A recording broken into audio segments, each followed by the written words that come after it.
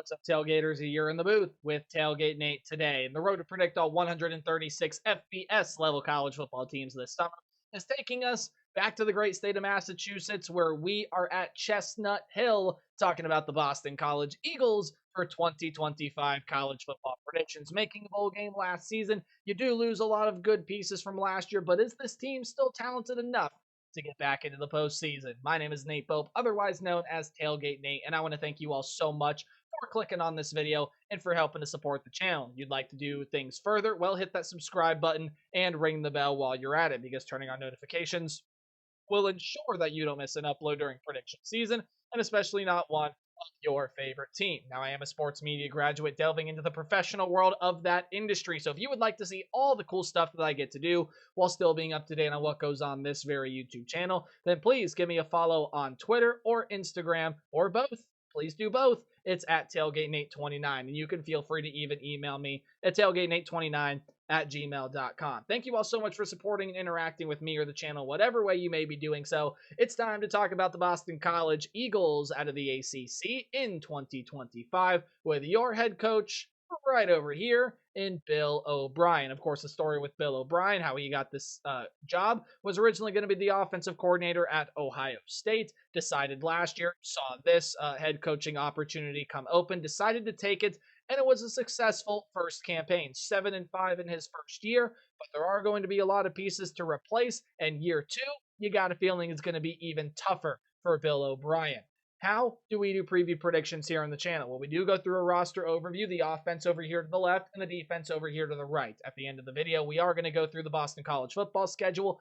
I will give it a game-by-game preview and prediction, and this video overall is here to tell all of you what I think about the Boston College Eagles here in 2025. Before we do get started, you look right down below me. Returning production numbers are according to ESPN, factoring transfer portal additions up to a certain percentage, and even some more right down below that. Recruiting and transfer portal class ranks for class of 2025, or according to 24/7 Sports. So you move over here, you talk about Will Lying and his offense. He is going to be losing his starting quarterback from last season. Tommy Castellanos is gone and off to Florida State. And what Tommy Castellanos did with this team last year from a passing standpoint was not super fantastic, although he did split time with Grayson James because of injury. We'll get back to Grayson James. 1,366 yards, 18 touchdowns, 5 interceptions, and even with the injury bug, he has flashed the ability to run 93 carries,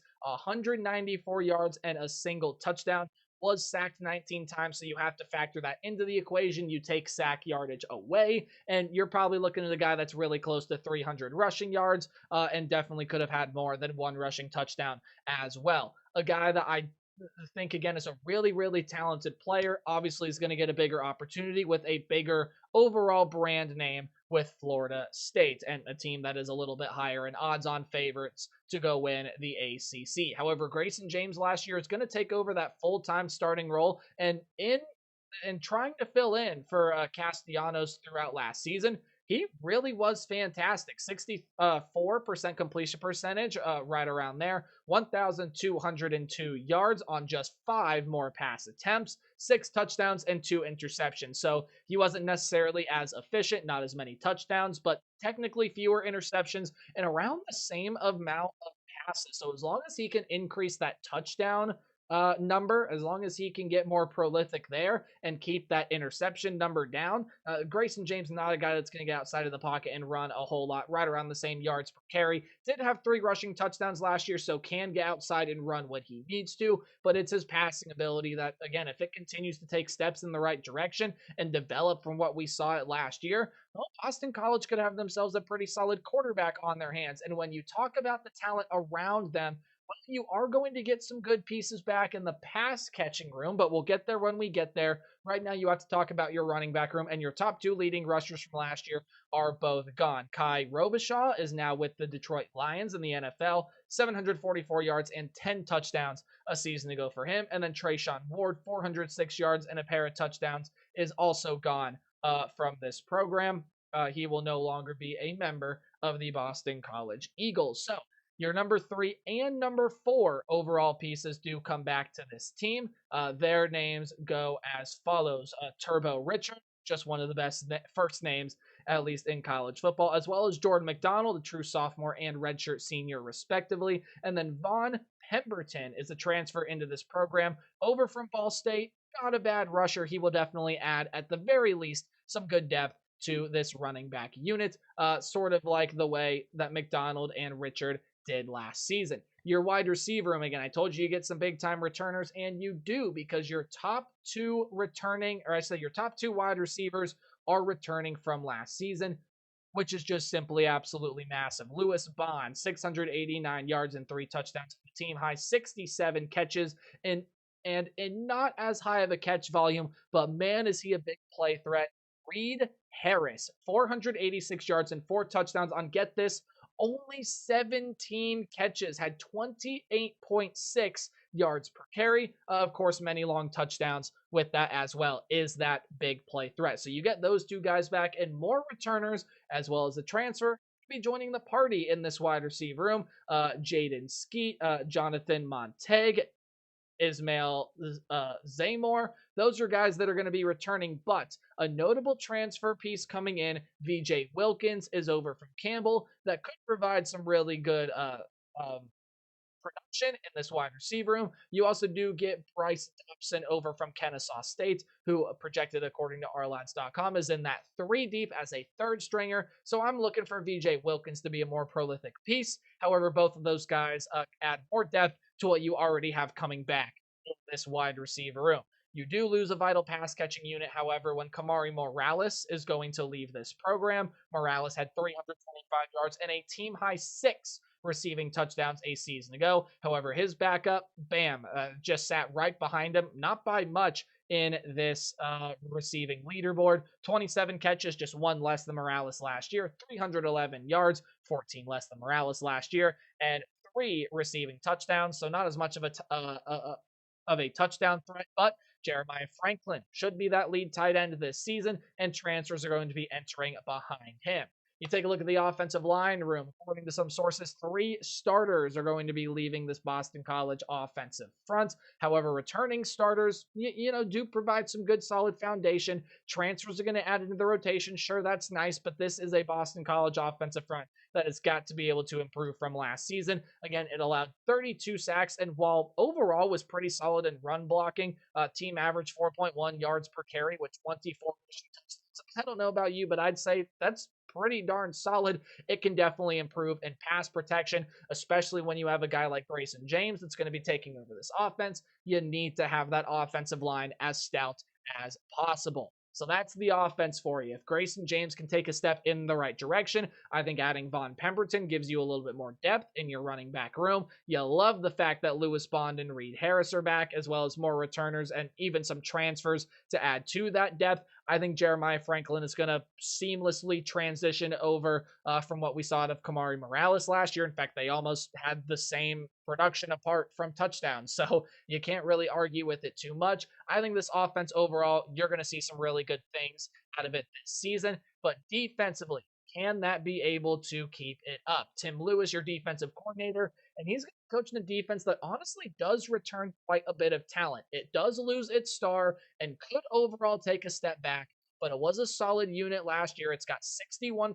returning production, and a lot of really good pieces do come back. However, this is one of the biggest defensive losses that you are going to see throughout the country as far as what it means losing a single piece. Donovan Ezeraku is going to leave this team as a star edge rusher.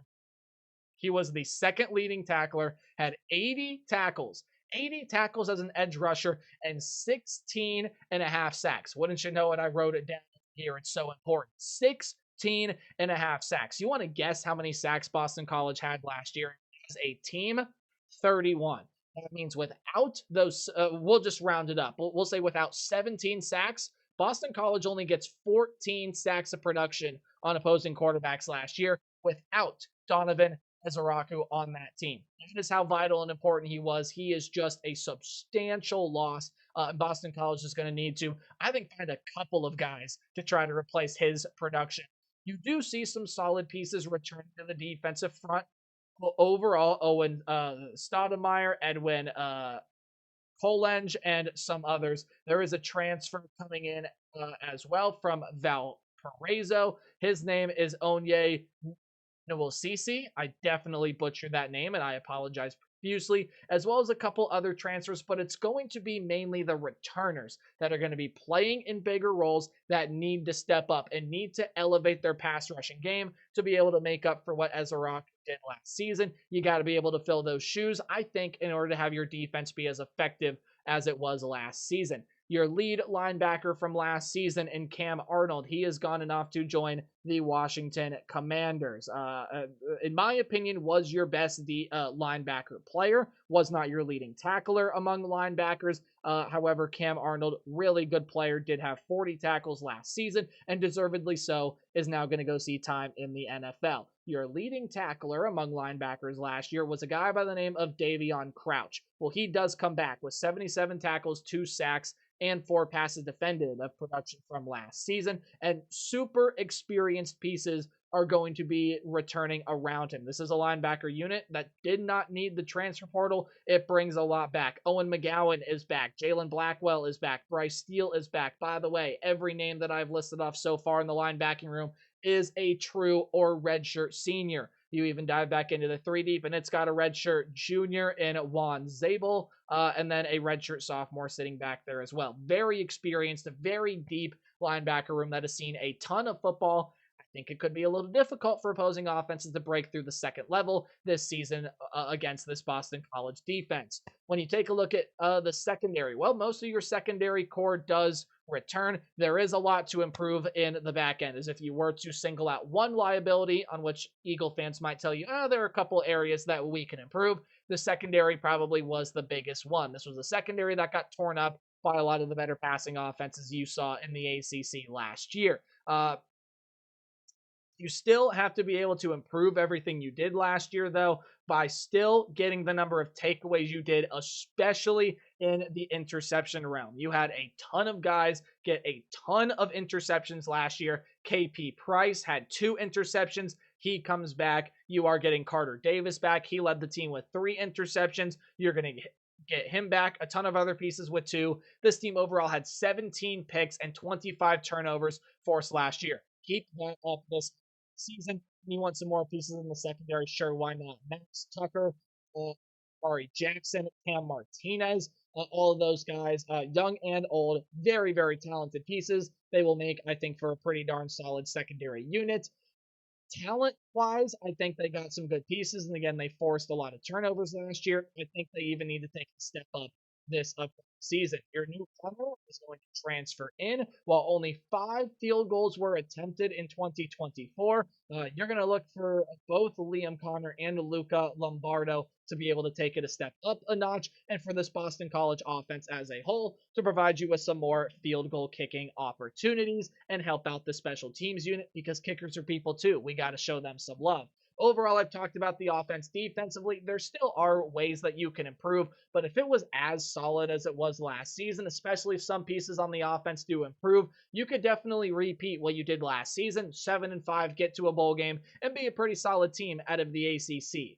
However, when I take a look over here at this football schedule, yikes. I do not think this is a very favorable road for Boston College. You play a lot of, in what my opinion, are going to be top teams in the ACC, and there are a lot of metrics and odds and things that back that up.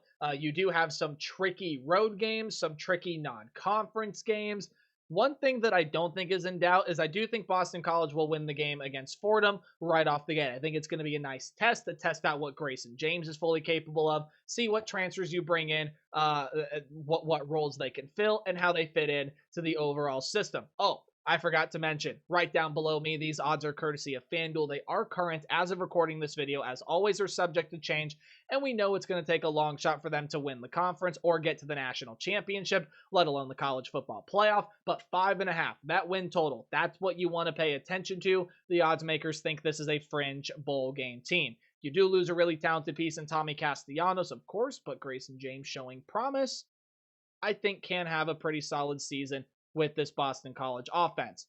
I already told you I think they're going to beat Fordham. I don't think that is much of a question.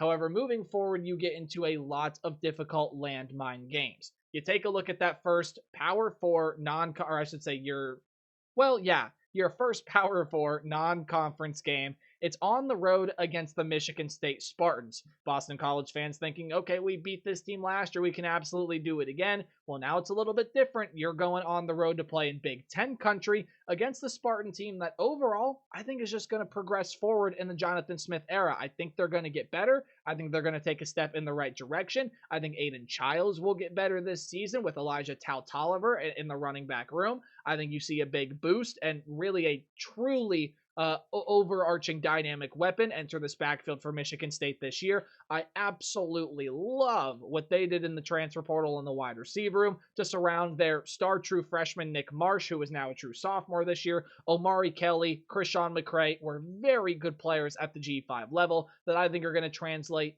beautifully to the Power 4 level, and it's a Michigan State defense that I think overall takes a nice step in the right direction as well. Even though it does lose some good pieces, I take a look at this linebacking unit as well as the secondary, and I think it's going to be hard for Grayson James and this Boston College offense to get through this defensive back seven for Michigan State. Again, on top of the fact you are in Big Ten country playing in Spartan Stadium, I like Michigan State this year to again take that step forward, and Boston College succumbs to defeat on the road. Second stretch of a back-to-back road stint, though. You do go on the road to play Stanford, and while I do feel like Stanford is a team that, much like you saw in moments last season, where the Cardinal can definitely have some sneaky competitive nature. I think I just made up a word there. Stanford can have a sneaky competitive nature to them this season. I just don't think everything overall is going to work too well for the Cardinal this upcoming season. And I do think overall, when you compare these two rosters, Boston College has got a lot more talent than Stanford does. This really is a program that's in rock bottom right now, and is going to require something special to be able to build it back up.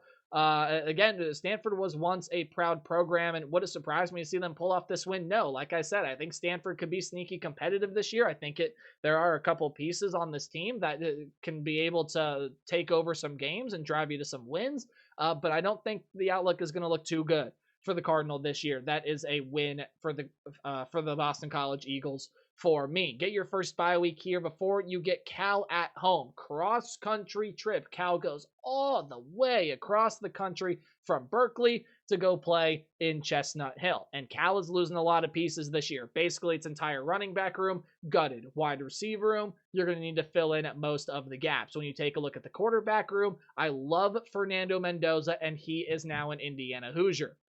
Still Big Ten transfer Devin Brown comes in to fill the need, but I just don't see Devin Brown being able to do what I think Fernando Mendoza can, and that's be just a really, really good weapon for the Cal offense. And I just don't see that offense being able to do much against the Golden Eagle defense that I think can stand tall at points throughout the year. And especially with the Cal defense, I think this is the Boston College offense that can break through that.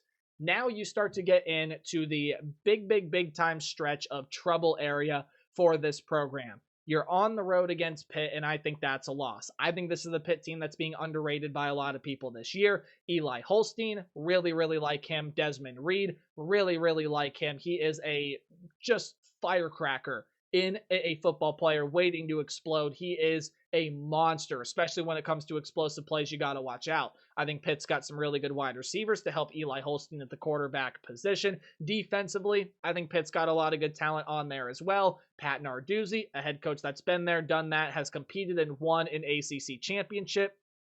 I think this is the Pittsburgh Panther team that can surprise some people this year, can be a sleeper in the ACC, and I do like Pitt overall as a unit this year. I think they're going to surprise some people.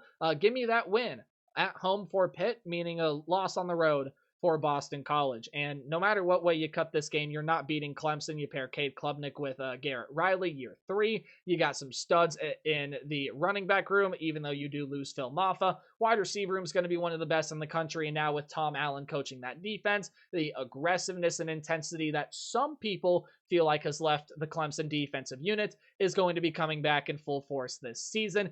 aggressiveness, tenacity, intensity, it's all going to return with a Tom Allen coach defense, and Clemson will be one of the best teams in the country this upcoming season. You take a look at this next game coming up against UConn. Okay, look, you're 3-3 through your first 6. All you got to do to get back to the postseason is win 3 more. A whole lot easier said than done. However, I think they get off to a nice start when they beat UConn. Now, don't sleep on the Huskies this season. No. Do not sleep on the UConn Huskies this year. I think for the second straight season, they did really well in the transfer portal. Joe Fagnano is going to be your quarterback this season. I really like him. I think he's going to be a really good piece.